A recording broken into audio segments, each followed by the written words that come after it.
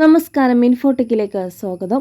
Adani enterprises ലിമിറ്റഡിനെതിരെ സ്ഥിരീകരിക്കാത്തതും അപകീർത്തികരവുമായ വാർത്തകൾ പ്രസിദ്ധീകരിക്കുന്നതിന് വിലക്ക്. ലേഖനങ്ങളിൽ നിന്ന്, സോഷ്യൽ മീഡിയ പോസ്റ്റുകളിൽ നിന്നും ഇവ നീക്കം ചെയ്യണമെന്നാണ് ദില്ലി ജില്ലാ കോടതി ഉത്തരവിട്ടത്. പരഞ്ജോയ് ഗുഹ താക്കൂർത്ത, രവി നായർ, അബിർ ദാസ്ഗുപ്ത, ഹായസ്ക Das, Ayush Joshi, Bob Brown Foundation, Dreamscope Network International Private Limited, ഹെഡ്കപ്പ് Limited, Domain Directors Private Limited എന്നിവർക്കെതിരെ അദാനി എന്റർപ്രൈസസ് ലിമിറ്റഡ് നൽകിയ ഹർജിയിലാണ് കോടതി ഉത്തരവ്. കേസ് ഒക്ടോബർ 9 പരിഗണിക്കാനായി കോടതി മാറ്റിവച്ചു.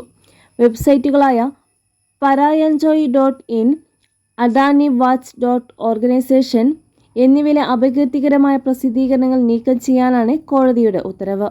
അദാനി എന്റർപ്രൈസസ് ലിമിറ്റഡിന്റെ പ്രശസ്തി കളങ്കപ്പെടുത്താനും ആഗോളതലത്തിലെ പ്രവർത്തനങ്ങൾ തടസ്സപ്പെടുത്താനും പ്രതികൾ ലക്ഷ്യമിട്ടുവെന്നാണ് അദാനി കമ്പനികൾ ആരോപിച്ചത്.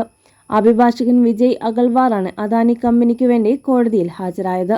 ഭരണഘടനയുടെ ആർട്ടിക്കിൾ 21 ഉൾപ്പെടുത്തിയിരിക്കുന്ന പ്രശസ്തിക്കുള്ള അവകാശത്തെ ചവിട്ടിച്ചമക്കുന്ന രീതിയിൽ അഭിപ്രായ സ്വാതന്ത്ര്യത്തിനുള്ള അവകാശം ഉപയോഗിക്കാൻ കഴിയില്ല എന്ന് അഭിഭാഷകൻ കോടതിയിൽ വാദിച്ചു.